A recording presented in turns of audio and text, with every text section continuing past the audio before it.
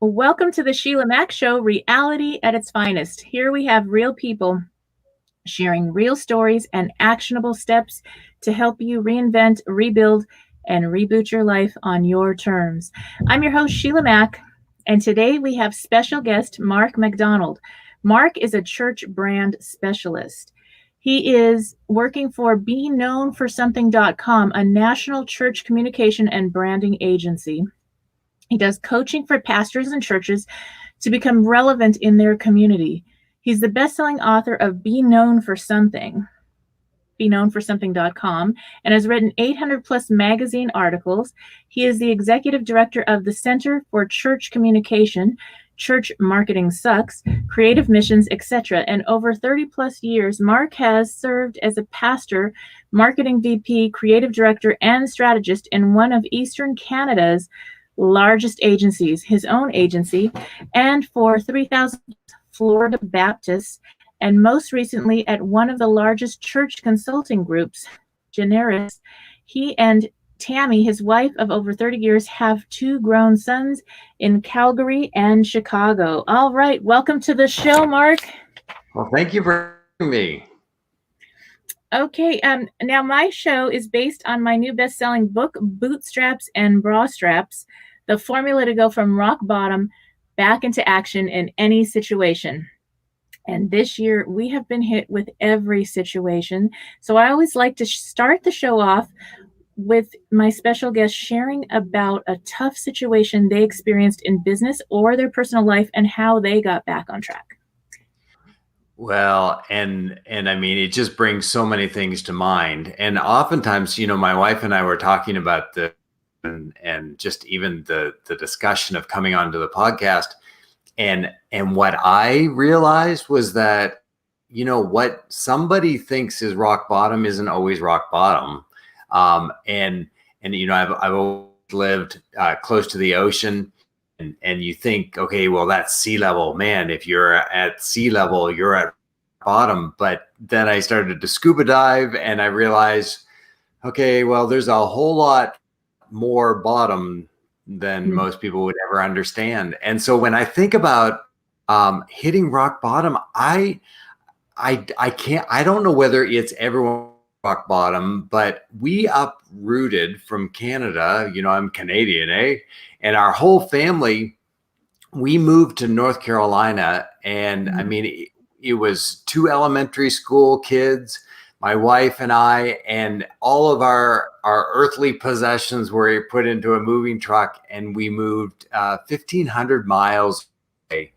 And this was really tough because, I mean, I think I really realized it afterwards, but I left all my contacts, people in my Rolodex. It was back then, the Rolodex. I didn't have my major suppliers. I couldn't reach out to people. I lost a lot of friends just because of the great distance, and also my whole support system. Like I had to reinvent everything. And so I came for a huge opportunity. I came to be, a VP of marketing for a firm in North Carolina. And then moments after I arrived, the job fell through. It wasn't what they thought. And there was just a total mismatch. And I found myself without work.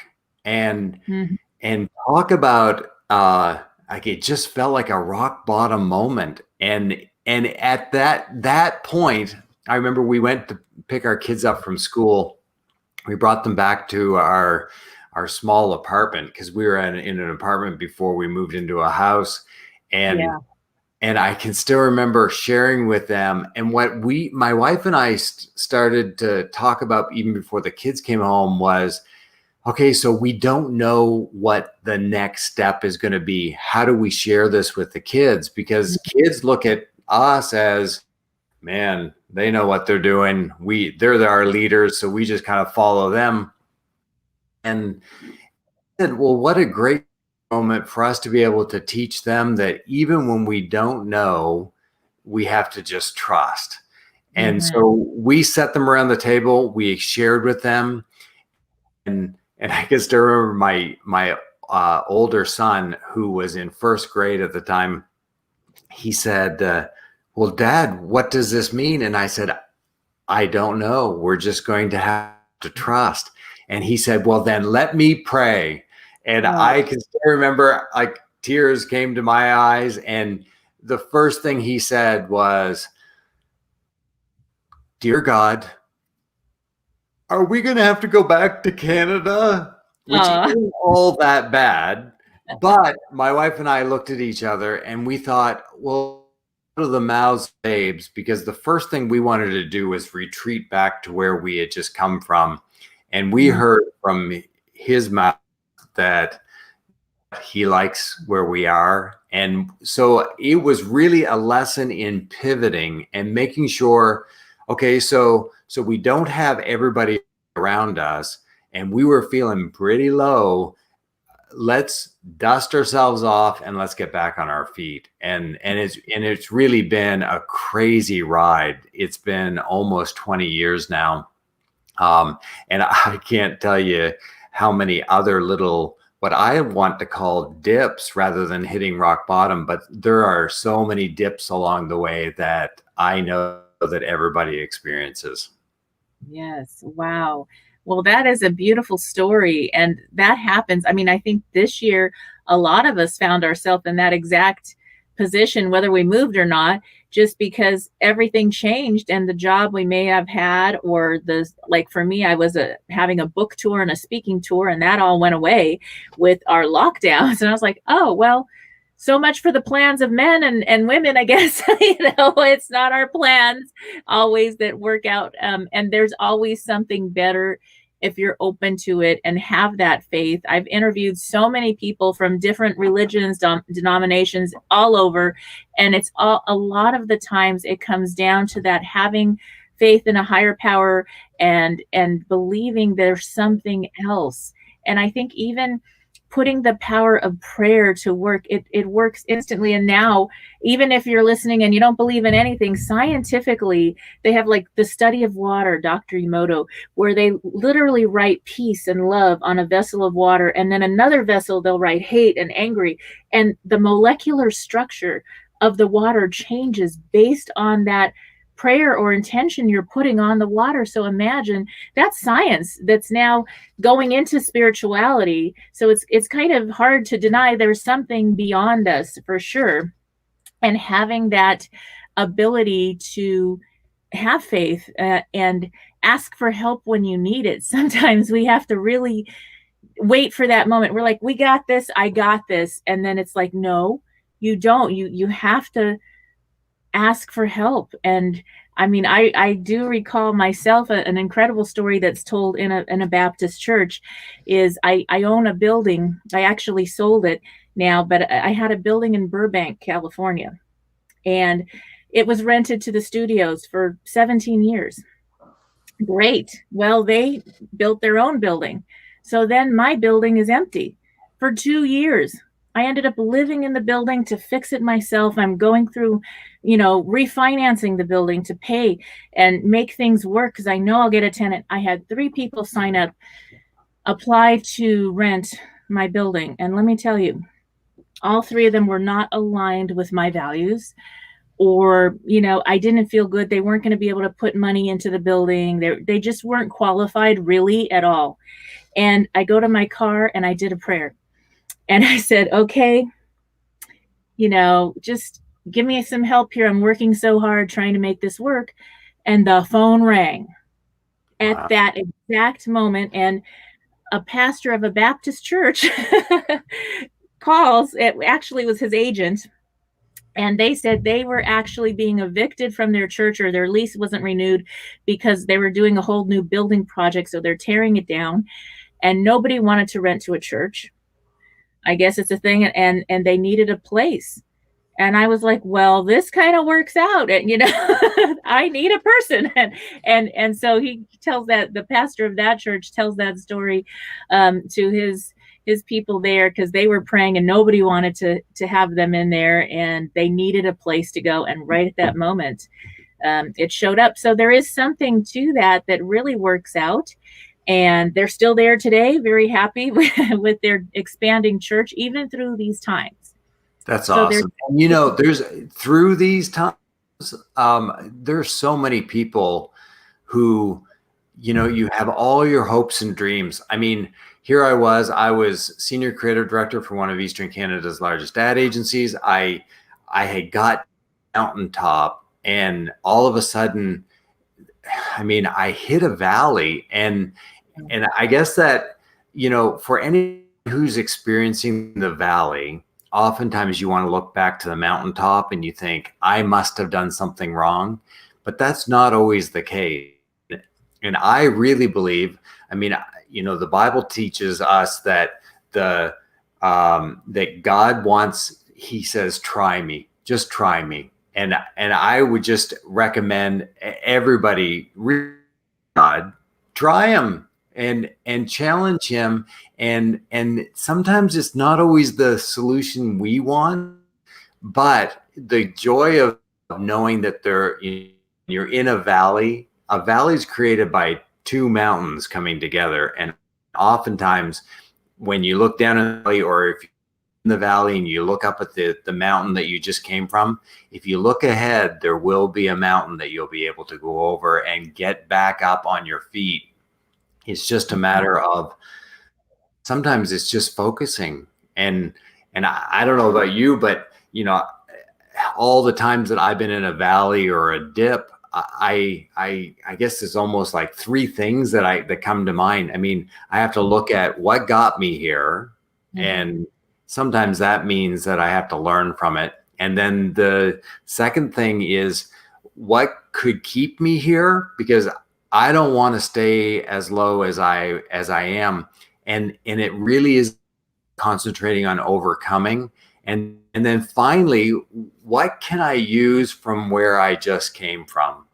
And that's it, you know, this whole idea of pivoting. A lot of people are talking about with COVID, but you really have to, you know, pick yourself up from the boots in order to kind of give you that little boost to be able to say, okay, God's here, or, you know, I got myself here, and there's going to be better that comes from it.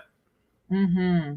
Yes, I totally agree. And, you know, I think it's in community that we come together this year more than ever during some people call it the universal pause. We need to have that time and space to come together, to go back to family and see what matters most. And from our families, then we go out into our communities and then out into the world. And that makes a big difference. Now, for my family, I lost my youngest son. He was 22 in December last year to Wolff Parkinson, which is a heart condition he had since 5th grade. They did ablation. They said he could live a long life, but nobody knows. Sometimes it doesn't work out. He was at grandma's and he didn't wake up. And, you know, and that was my other kids. I have 3 that I adopted and 3 that are mine. They all were home after this event. And my daughter says, wow, you know, we're barely starting to wake up. And now we have the pandemic. And I said, yeah, but they call it the universal pause. And she says, well, if ever there was a year that our family needed a universal pause, it was this year. And we needed that time to go through the grieving and healing process. I don't think you ever get over it exactly. You just learn a different relationship. And it's just different, but it does take. But it's interesting because that pause, it's like the day of, I think that, you know, worked into our system is this whole day of rest. And if you don't have the day of rest, if you're just go all the time, you might think you're doing a good job, but oftentimes when you look back on it, you think, I was so stretched, so thin that I didn't get the quality of tasks done. And I guess that what you were saying, sometimes in that day of rest where it's like, oh my goodness, we just need a pause right here.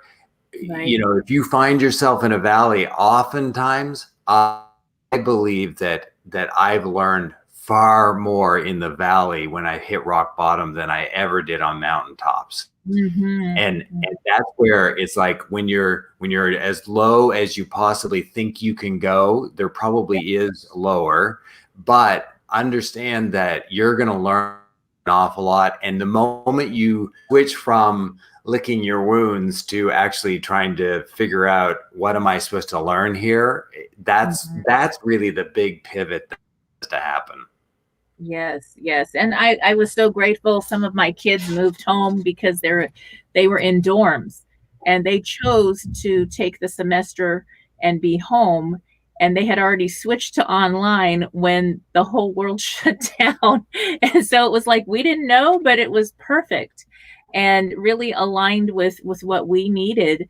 And they got good grades and still did their schooling, but we just needed that time. And I think it makes us very aware because we've had to slow down. We get to speed up on what matters most instead of all the busy stuff. Oh my goodness. And I think that that's what a lot of people have learned during this year of craziness. It seems like we've put a lot of things into perspective, and that's something, you know, when you go through hard times, all of a sudden you realize, oh, I friends that, you know, that we left in Canada, I needed to develop some friendships here. And so it's a quick way of putting into perspective, okay, it's not all about work. It's not all about trying to obtain things. It's about relationships and making sure that we have those relationships. So so how did you pivot through all of this? Like, how did you use your pause time? Are you still in a pause time? No, my book was originally going to come out in January. It took me a year to write, and I have a great publisher that found me when I was volunteering. So that kind of worked out. And I said, nope, we're putting it on pause. It still made bestseller when it came out in August. And it just really aligned. I didn't know we were going to have the pandemic, but the book is very much in alignment with what people need right now. And then I was looking for resources I have plenty of resources, free gifts and all that in the book, but I was looking for more. I was like, I want to be able to somehow connect people to the resources they need, obviously, when something serious happens. And when something happens in your family, it's like the whole world, right? It's your family. It affects every part of your life. And so whatever the situation may be, I wanted to make sure we have some help. And one of the people I interviewed on the show shared about this 211. I don't know if you've heard of the 211. Have you? I haven't. Okay. So this is really important. People, if this is available in Canada as well as the United States, and it is, if you Google 211 and your state or province, you will get resources. So that means connections to mental health services. If you don't have your health insurance because your business closed down, they'll help you with that. They'll help you with getting food if you maybe don't have food right now. And so there's tons of different resources, rental assistance for landlords that need mortgage assistance, or maybe you need mortgage assistance for your home that you could lose because of this situation. And so when I found out about that, I was like, okay, I'm the unofficial spokesperson because I can't help everybody 100%. But if I can tell people, hey, here's this is what I have to offer and bring to the table. And then here's a way to find resources that you may need that can get you help now. I know that makes a difference in sharing that here. You know, churches being able to refer right now, it's hard for churches because of the situation. I'm sure many people have their donations down. It's different because of the times. And so with that, it's important to be able to refer people that attend those churches to places that they may need to get help. So I think it's a beautiful gift that showed up. That's awesome. The thing is, what came to mind is, of course, everyone doesn't have record players anymore, though they're somewhat coming back. But that whole idea, and the needle is in a groove, which is a dip or a valley. And remember when it would catch and it would go back into the same over and over again. Sometimes you need just that little nudge to be able to get you to move forward. And it sounds like 211 is something that is just that little bit of nudge where you think nothing more can go wrong in my life. And then here's something that's very positive in your life. And I think that has a lot to do. It's like I think everybody needs to understand that sometimes they need help and that they really do reach out to the people around them. So I'd love to hear maybe a little bit about your experience with working with all the churches and how things are going, what kind of pivots you've done in the branding and marketing industry for churches to help them through this interesting year. It is an interesting year. And I mean, when you think about it, it's really, really been tough on anybody who requires or, their whole raison d'etre. The reason for is to actually get together. And part of the church is, of course, fellowship and really finding community within a small group of people. But it's similar to movie theaters. I mean, it's going to be some time before anyone feels extremely coming back into large group settings. So a lot of the churches have pivoted towards, socially distancing, as well as, requiring masks. But then when you add the complexity of worship or music or singing, a lot of people are very skeptical of we safe. And anytime you have that, people, long-time churchgoers have decided that it's just not right for them to go back yet. So most churches have put in some type of an online broadcast, which, what a time to be alive. The fact that you're on the West Coast, I'm here in Jacksonville, Florida, and it's like all the way across we're able to have a conversation. The fact that a church can now go online and do a really engaging service, people all across their community, as well as what we're hearing is that people from all over the world, they're tuning in to be able to join in services. So in some sense, I believe that the church isn't all about just us. The church is about how much we can do for others. And oftentimes the mentality is, okay, we're a church within a building, but COVID booted us out of the building. And it's been fun to watch how much more community activities and how much interior thinking that's going on with churches. So again, it's one of those things where, COVID sure kicked a lot of churches, and in that downtime, that valley, the dip, the rock bottom, a lot of pastors and churches are pivoting and reaching out into the community and doing some really great things. Yeah, so that's really important, and it does make a difference. I mean, I'm like 100% online with all the courses I do and all that as well. And I have people in South Africa, Australia, all over the world that I work with now that I would have never met had it not been for this universal pause. So, well, and it's interesting because, think back, like even 10 years ago, imagine if COVID would have happened 10 years ago before we had Netflix. Like, could you go to Blockbuster and pick up a DVD? All these little things that we just take for granted now. There really is it's a crazy world, and it's also a crazy good world. yes. And I think that the perspective of all the things that we're able to use, and I realize a lot of people are.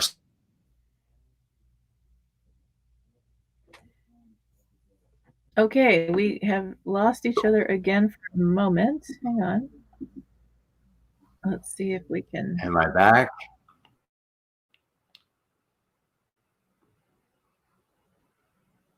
in this moment. There. Now I'm back.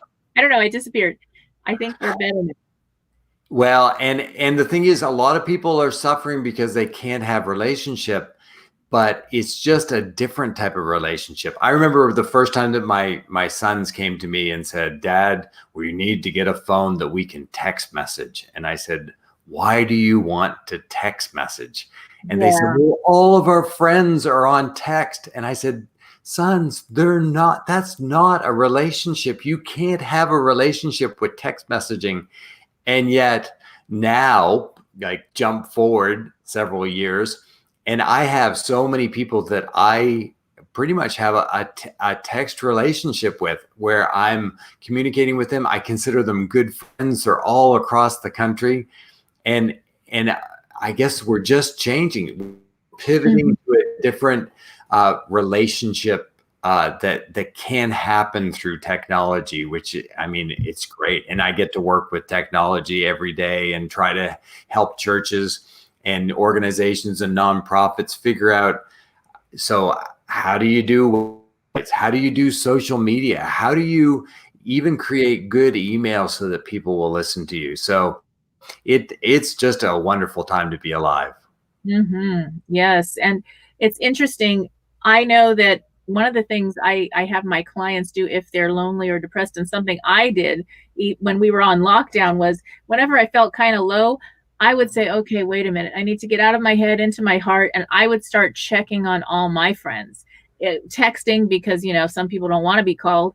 And then I would get calls back. And the next thing you know, within an hour, I'm so happy. They're so happy. They're like, oh, I was feeling kind of like low today, and I really wanted to talk to someone. And I was like, well, that's good, because I was too. And now I'm talking to you. And it makes a difference. So if you're feeling kind of lonely right now, and some states are actually starting to go back toward lockdowns, unfortunately.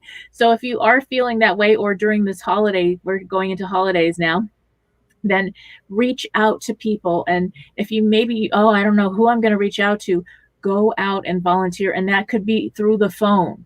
There's ways to, like this 211, where they need people to answer calls and help guide people to get help.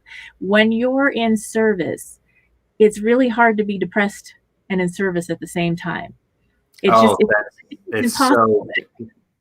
So true. And I oftentimes think, if I need something, else needs it as well. And I try to pivot around to think, how can I give it and make sure somebody else receives it? And just like Sheila, I mean, when I reach out to people, they give back to me. I mean, it is better to give than to receive. It's good to receive so often, but I find that if I give, I usually receive afterwards. Definitely. And it has really helped a lot of people. Just the minute you're out there, you don't know, check on your strong friends.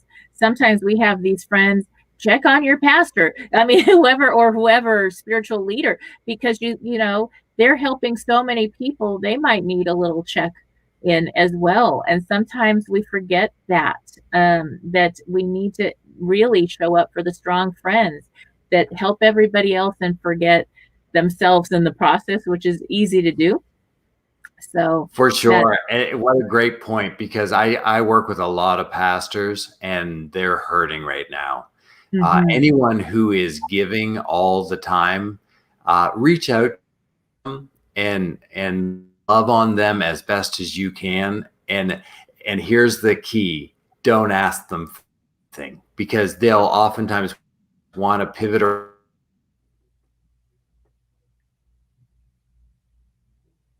nothing. I just wanted to reach out to you.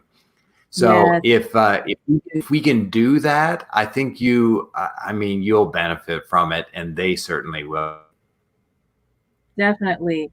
And we are coming to the end of our interview time. So I'd love for you to share a way for people to connect with you. Maybe they have a nonprofit or a church, or they attend somewhere and would like to connect with some of what you do. Well, if somebody's really in communication, how to do your website better, or set up social media, or get followers, or email, or or SEO things, like all of that geeky communication stuff, I would love for you to subscribe to our weekly email that we send out. And you just go to beknownforsomething.com/subscribe, fill out that form, and we'll send you every week some really useful tips to be able to communicate better. Yes, they're geared towards the church audience, but everybody can really from it. Yes. Or just even follow us on social media. I'm on almost every one of the, just as Mark Mac 1020. I feel like I'm talking about Mac, so I'm Mark Mac. So Mark Mac 1023, and then also Be Known for Something is on. There's several pages and groups in the social mediums. Great. All right. Well, thank you again for being a guest on the show, and we will be back after these messages. All right. Stay tuned.